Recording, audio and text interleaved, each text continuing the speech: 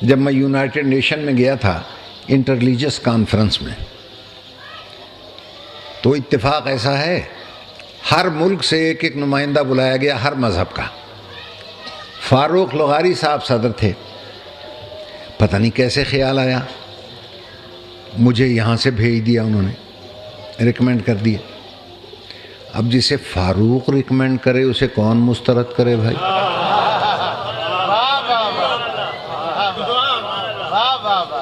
میں بھی پہنچ گیا وہاں، تو ایک منچلے پنڈت نے پوچھا مجھ سے، سری لنکا کا تھا یا بھارت کا تھا، کہ جی آپ یہ فرمائیں کہ ہر ایک اپنے اپنے رہبر کی خوبیاں بتا رہا ہے، آپ اپنے رہبر مولا علی کی کوئی ایسی خوبی بتائیں جو یہاں آنے والے 286 مذاہب کے کسی مذہب میں اس کے رہبر میں نہ پائی جائے۔ پہلے تو بھائی میرا سر چکرایا، پھر مجھے اپنے چھٹے امام کا فرمان یاد آیا،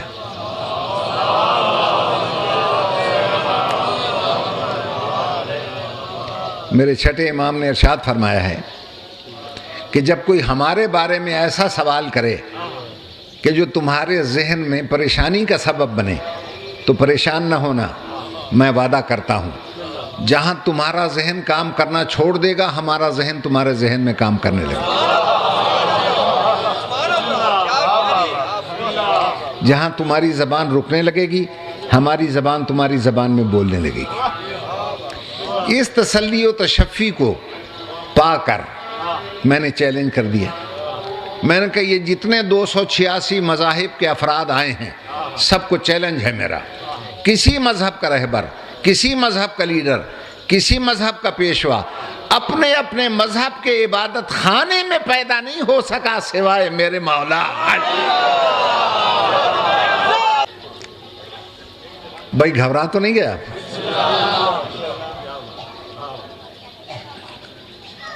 تو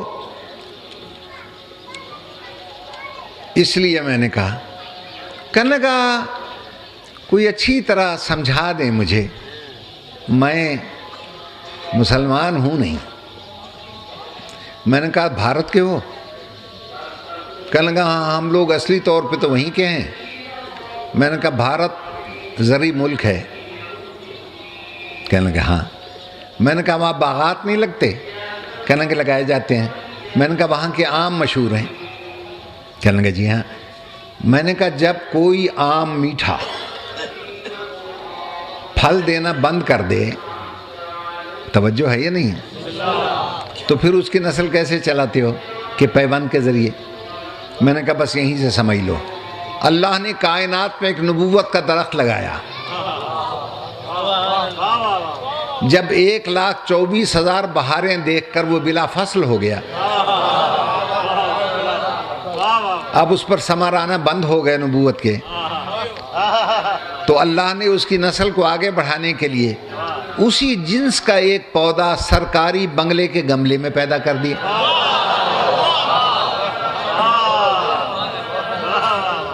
غور کیا آپ نے؟ میں نے کہا اس سے زیادہ آسان میں نہیں سمجھا سکتا۔ اسی جنس کا ایک پودا سرکاری بنگلے کے گملے میں پیدا کر دیا۔ اب یہ میں آپ کی نظر کرتا ہوں، پودا اتنا طاقتور اور زوردار تھا کہ گملے میں شگاف آ گیا۔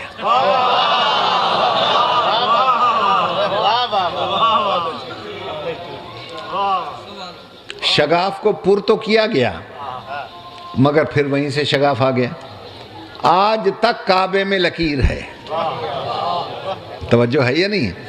کہنے لگے جب اتنا بڑا رہنما ہے آپ کا تو آپ سنی شیعہ میں کیوں تقسیم ہیں؟ ہم نے کہا نہ ہم کوئی سنی ہے اس کے لیے نہ شیعہ ہیں۔ پنڈت جی ہم سب سنی شیعہ ایک ہیں۔ کہ ایک ہو کیسے ایک ہو؟ نام دو ہیں۔ میں نے کہا ایک اس طرح ہے کہ وہ جو کعبے میں لکیر ہے نا، ہم سب اس لکیر کے فقیر ہیں۔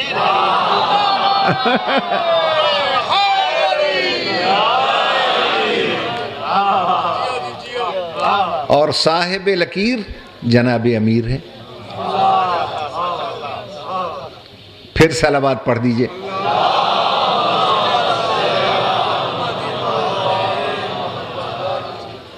توجہ فرما لیا آپ حضرات نے.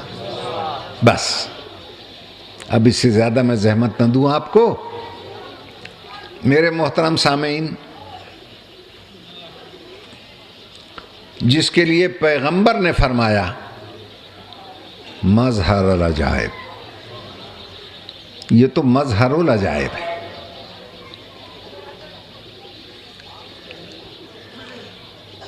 زندگی رہی تو آئندہ انشاءاللہ تقریروں میں بتاؤں گا کہ لوگ علی کی فضیلت پر اعتراض کرتے ہیں. میں کہتا ہوں علی کی فضیلت تک کون پہنچے گا؟ علی کے لیے ایک ہی جملہ کافی ہے، فضیلت پہ نہ جائیں، علی اسلام کی ضرورت ہے. فضیلت اور شے ہے، ضرورت اور شے ہے. ضرورت اسے کہتے ہیں جس کے بغیر کام چلے ہی نہیں. توجہ ہے صاحبان؟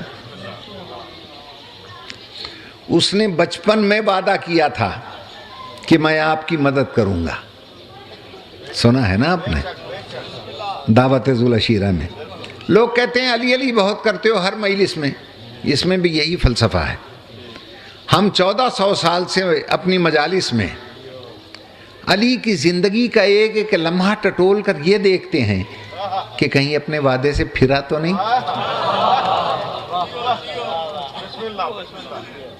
توجہ ہے یا نہیں ہے؟ لیکن جہاں جہاں مدد پڑی اس نے کی.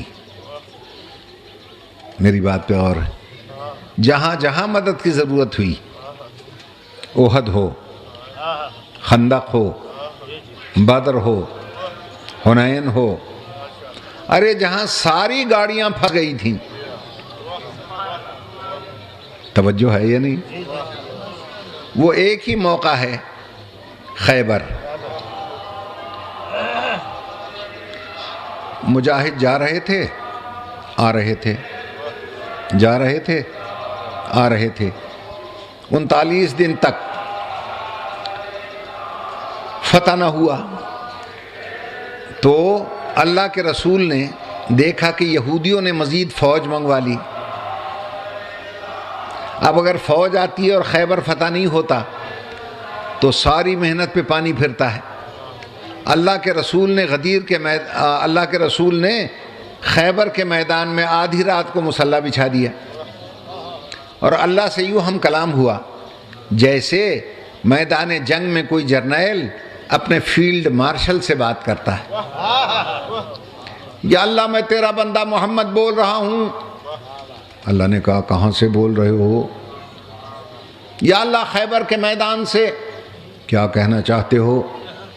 ادھر سے فوج آ رہی ہے، ادھر سے مجاہد آ رہے ہیں.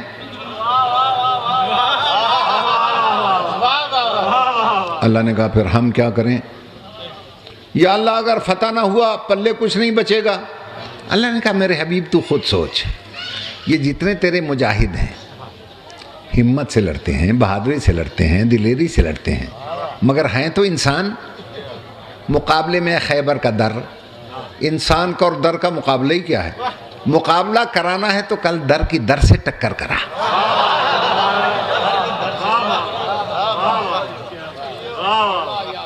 ایک طرف خیبر کا در ہو، مقابلے میں تیرے علم کا در ہو، دونوں کی ٹکر ہو، پھر پتہ چلے کون در بدر ہو.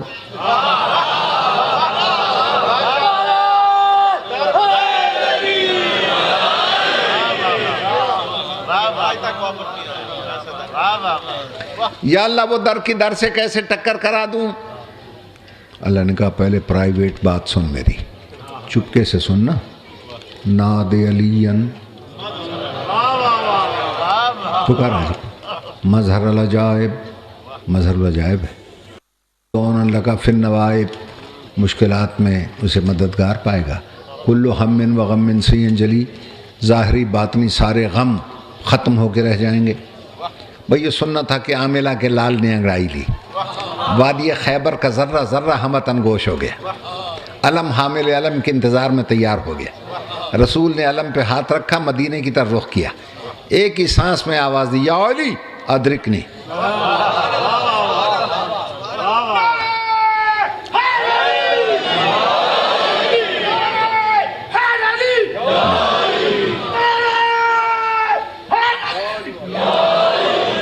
इधर पैगंबर की ज़बान से निकला या, अभी अली का लफ्ज़ नहीं आया, उधर अली ने कुरान को जुज़दान में रखा।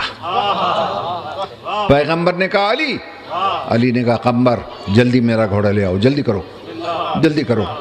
पैगंबर की ज़बान पर आया अदरिक, कुरान नातिक रहलज़ीन पर मकीन हो गया। अभी अदरिकनी की ये मुकम्मल न हुई थी, अबू तुराब ने तुराब को समेट के आवाज़ दी, अस्सलाम वालेकुम या रसूलल्लाह, मैं आ गया, क्या हुक्म मेरा।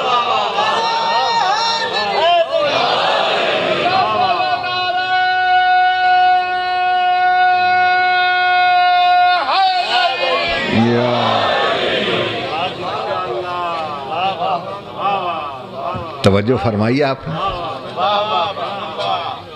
और जैसे ही अली को देखा,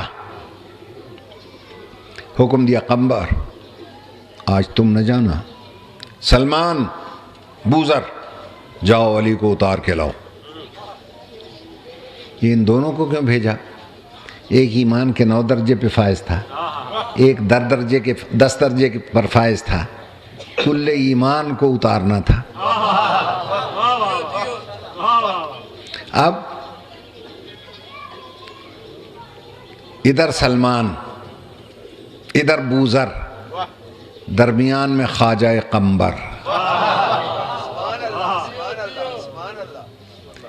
एक तरफ बूजर, एक तरफ सलमान, बीच में अलीयुम मअल कुरान। और साहिबान ज़ौक़, साहिबान मारिफत के लिए एक जुमला कहता हूँ, ऐसा लग रहा था एक तरफ जोशन सगीर, एक तरफ जोशन कबीर, दरमियान में जनाब अमीर।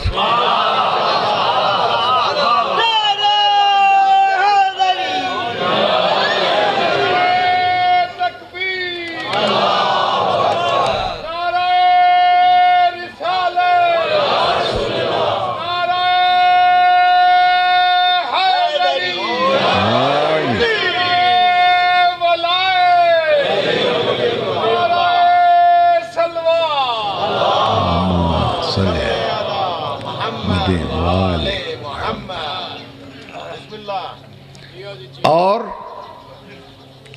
पैगंबर ने अली का सर सीने से लगाया और इरशाद फरमाया कि अना दारुल हिकमते व अलीयुन बाबुहा। हिकमत का मैं घर हूँ, ये अली उसका दर है। दर की दर से टक्कर हो रही थी ना, तो दर का तारुफ करवाया, मैं घर हूँ और अली उसका दर है। अब मेरी भी एक बात सुन लो, जैसे ही पैगंबर ने कहा ये हिकमत के घर का दर है, सारे नात खानों की रूहें मस्जिदों में पुकार उठी, सारे नबी तेरे दर के सवार।